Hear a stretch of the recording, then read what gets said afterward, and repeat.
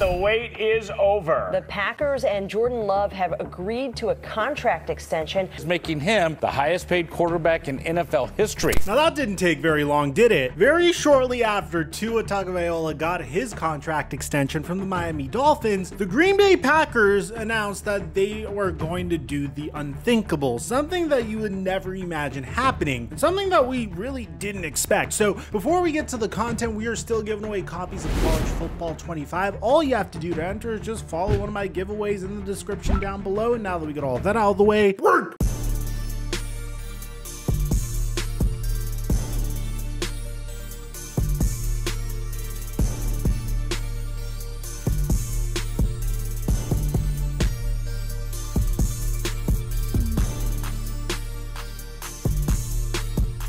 Mic check 1 2 1 2. What's going on, everybody? One of the biggest questions general managers get asked whenever it comes to the NFL draft is why don't they just simply follow what the Kansas City Chiefs did with Patrick Mahomes in regards to quarterback succession? And it's a very fair question. Rarely do you ever see quarterbacks drafting a QB in the first round of the NFL draft, only to have him sit back for a year, learn the nuances of the offense that he's going to take part in, and then step in a year later and, well, win NFL MVP, because that's totally how it's supposed to work. Okay, I don't think benching your rookie QB for a year necessarily means that he's gonna turn into Patrick Mahomes, but it's not a flawed plan at all whatsoever. I mean, the Cincinnati Bengals did it following the drafting of Carson Palmer in the 2003 NFL draft, had him sit behind John Kitna for a season before they decided to mismanage Carson Palmer's career. But for all the success stories, you also hear the stories that weren't successful. The San Francisco 49ers gave up 2 first-round picks to move up to the number 3 overall pick in the 2021 NFL draft, a draft that was supposed to be deep at the quarterback position.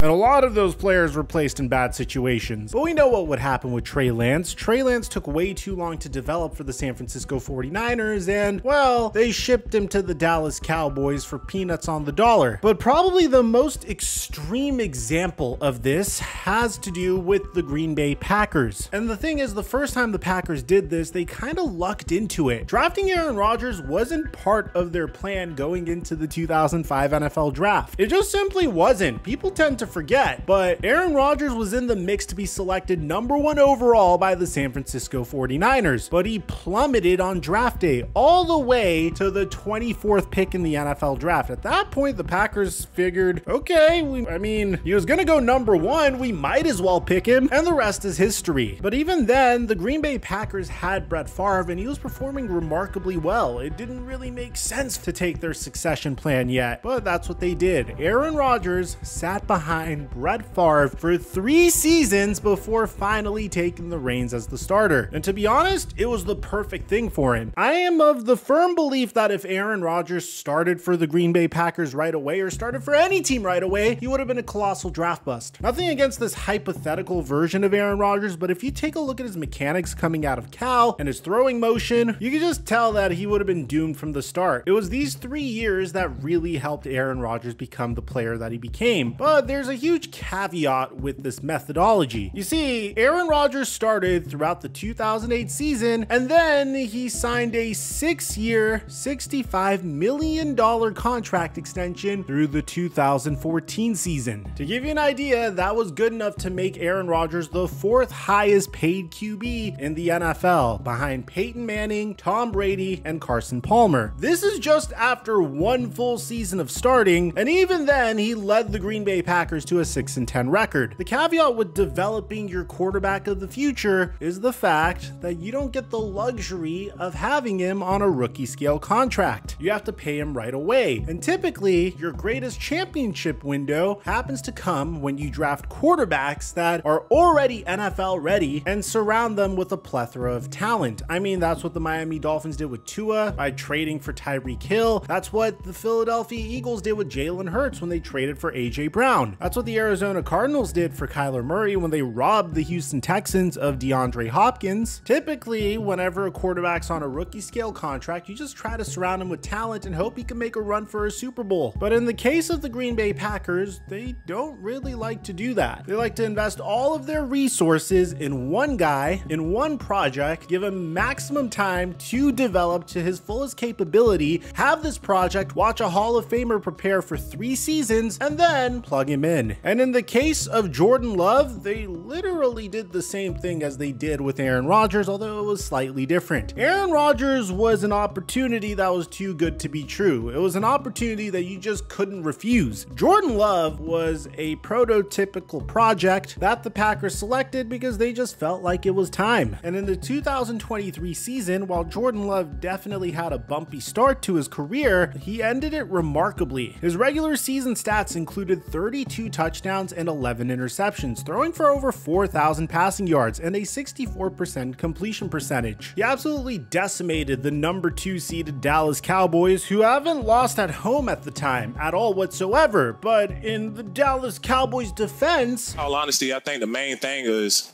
who's burned out, man. Long season. Jordan Love threw for 272 passing yards and 3 touchdowns against one of the best defenses in the NFL, becoming the first 7th seed to win a playoff game. And he became really close to defeating the San Francisco 49ers. But unfortunately, he threw 2 interceptions. One of them was a game-sealing pick against the 49ers, and the Packers would lose 24-21. But there is no question about it. There's tremendous amount of faith in Jordan Love's ability as a quarterback. But he only played 1 season as the Green Bay Packers QB, and his contract expired. So there's this huge question as to how much Jordan Love is truly worth. Now, it seems like there are teams that very much buy into the way the Packers are doing things to a ridiculous degree. I mean, with all due respect, I think the way the Atlanta Falcons are trying to do things is even more bizarre. Going out and paying Kirk Cousins top 10 QB money, and then drafting Michael Penix Jr., who's 24 years old, with the 8th overall pick in the NFL draft is absolutely insane, in my opinion, because Michael Penix Jr. is also getting paid significantly more than Jordan Love was getting paid as a rookie. And by the time Michael Penix Jr. is 3 seasons into his NFL career, he's gonna be 27 years old. To give you an idea, Michael Penix is 24 right now, Jordan Love is 25. So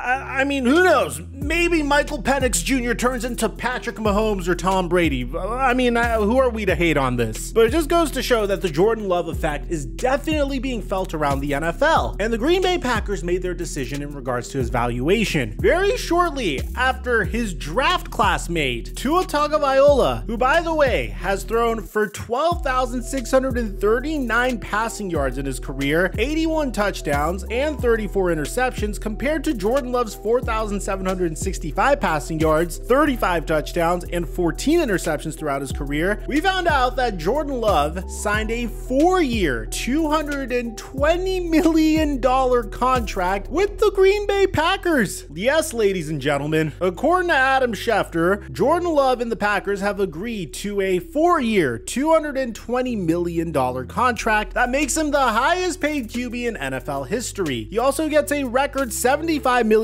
signing bonus plus $155 million in new full guarantees. Deal negotiated by David Mulugeta and Andrew Kessler of Athletes First. I always have made this joke about Jordan Love and like at a specific point about Trey Lance, saying that these two just live the life, getting to sit back, develop properly. In Jordan Love's case, he got to watch a Hall of Fame QB prepare for the game for 3 years straight while he's getting paid millions of dollars to do so. Then Jordan Love comes in fully prepared, dominates for a season, then becomes the highest paid QB in the NFL. Just like that. He gets paid just as much as Joe Burrow. He gets paid just as much as Trevor Lawrence. And Adam Schefter even mentions this. From 1992 until the foreseeable future, the Packers have transitioned from Brett Favre to Aaron Rodgers and now to Jordan Love. They now have him for another 5 seasons. The Packers are the NFL model for quarterback consistency, 32 years and counting. So Jordan Love, Trevor Lawrence, and Joe Burrow are all making the same amount of money, followed by Tua, followed by Jared Goff, then Justin Herbert, Lamar Jackson, and man, that Jalen Hurts contract, man, we don't talk about it enough, but it's aging pretty well. It's set to kick in this year, and he's the 8th highest paid QB in the NFL. So what do I think about this deal? Look, I think there's no question about it. The Green Bay Packers are a model for quarterback consistency in the NFL. And one of the hardest things to do in the NFL is to find a franchise QB. Now, there is a huge caveat to the way the Packers have developed quarterbacks. Although they're able to fully develop really good QBs throughout NFL history, between Aaron Rodgers, Jordan Love, and Brett Favre in these 32 years, they were only able to get 2 Super Bowls out of it, which again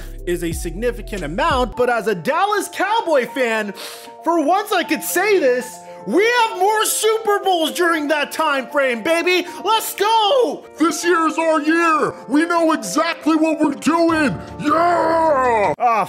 Dak Prescott hasn't been paid yet, has he? Is that I feel like when you look at cap, you need to have a feel for where the revenue is going to be down the road. I feel like I know better than anybody living. I've got a feel for what the revenue is going to be 4, 5, 6 years from now than anybody living. I've spent all this time doing that, and I understand it. And if you don't understand what the revenue is going to be, then you can't look ahead and see what the cap is going to be. And so it is an art almost about how to look ahead. We have presumed that revenue goes up, and that's one of the things that's given in these contracts, that the revenue goes up. Well, it went down in COVID. Okay. And am I optimistic? The most I've ever been. But we got one thing staring us in the face that could dramatically reduce revenue. What is that? Is that why you're comfortable waiting? That's exactly right. But what I'm really trying to tell everybody is, frankly, I've got a better feel, I think, than anybody, because I have a sense of what revenues might be for the whole league 4, 5, 6 years from now. And so that if you see me optimistic, then you must know that I think it's pretty good. If you see me a little cautious, you must know that I'm being cautious. I mean, I hate to be repeated, but I didn't add that the other day, but I'm the best at looking around corners. Now, I don't know what that is. But as far as body language and instincts, I'm better than anybody. Are you optimistic now, or are you being cautious? Both. Yeah, let's talk about that for a second. I don't know what the hell the Cowboys are doing, sitting back, waiting as long as possible to make sure that Dak Prescott could get as much money as humanly possible. It's kind of funny because Tua had to hold out, and there's a huge question mark about Jordan Love, but in Dak Prescott's case, he doesn't even need to hold out. He's playing it so cool because he knows that the Cowboys really don't have a choice but to pay him. How much he's gonna get paid is a different conversation. I personally think he's gonna get to 60 million, but at the end of the day, I have no idea what the Cowboys are doing by waiting this long. At the end of the day, what do I think about this contract for Jordan Love? In my opinion, the sooner you pay your quarterback, the better. I mean, what were you gonna do? Wait another full season for Jordan Love to show you that he's a good quarterback and then end up paying him $60 million a year annually next year? The sooner you pay your players, the better, which is why it's absolute pain being a Dallas Cowboy fan, because we have CeeDee Lamb and Dak Prescott that need to get paid. And at this point, bro, I'm not gonna lie, I wouldn't be shocked if Brock Purdy got a contract extension before Dak did. Look, I have a whole video on the Dak Prescott contract situation. I'll leave it in the end screen for you guys to see. I think the Green Bay Packers did a remarkable job doing this contract, even though you would have never thought that Jordan Love would be paid this much. But let me know in the comment section down below if you're a Packers fan. How do you feel about this contract extension? Do you think it was too much or just right? I'd like to hear what you have to say. Aside from that, I'm your boy Mike, and I'm dropping our mic until our next upload.